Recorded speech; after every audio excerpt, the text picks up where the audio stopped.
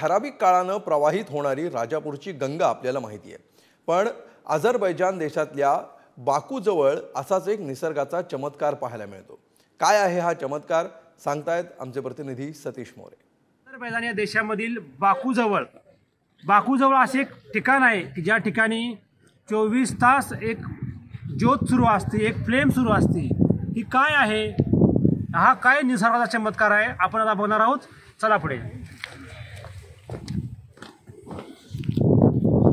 पण बघतोय बाकूमधून एका ठिकाणी आपण आलेलो आहोत जिथं 24 तास ही ज्योत सुरू असते। ही ज्योत पाहण्यासाठी जगभरातून पर्यटक या ठिकाणी येतात। आणि हे काय आहे याबाबत आमच्यासोबत आमचे गाईड आहेत। हे क्या है सब? Hello. So this is actually called the Yanardagh. So Yanardagh means the burning mountain. So this thing actually have been burning from the last 70 years due to natural methane gas. Sir, I will burn my face.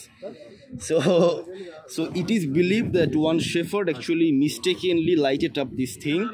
So still now it is burning, and in the summer time the fire rises up to 2-3 meters. You can see till up. It is also black. आपल्याला या ठिकाणी सांगितले गेले की ही ज्योत किंवा ही ज्योत आहे ती गेल्या 70 वर्षापासून सुरू आहे आणि मिथेन गॅसची ही ज्योत आहे। आपण पाहतोय या ठिकाणी हे सर्व पाहण्यासाठी पर्यटक जगभरातून या ठिकाणी पर्यटक येतात। उन्हाळ्यामध्ये ही फ्लेम किंवा ही ज्योत 2 मीटर किंवा 3 मीटरपर्यंत जाते। मात्र आता या ठिकाणी विंटर सुरू आहे। आपण बघतोय विंटरमध्ये काय परिस्थिती आहे। हे पाहण्यासाठी जगभरातून पर्यटक या ठिकाणी आलेले आहेत। आपण एका पर्यटकांना विचारूया। हे पुण्यातले एक पर्यटक आहेत। काय वाटलं आपल्याला हे पाहून? एकदम छान वाटत आहे, एकदम अद्भुत आहे की थंडीमध्ये थंडी एकदम थंड वाटतं इथं, पण तरी आग जळती आहे। सुंदर वातावरण आहे आणि मजा येते बघायला। औरंगाबादचे एक पर्यटक आपल्यासोबत आहेत। आपलं नाव काय? माझं नाव अक्षय आहे आणि या डोंगराच्या पोटातनं मिथेन गॅस 70 वर्षापासून बाहेर येतोय आणि जळतोय। काही झालं तरी ते बघून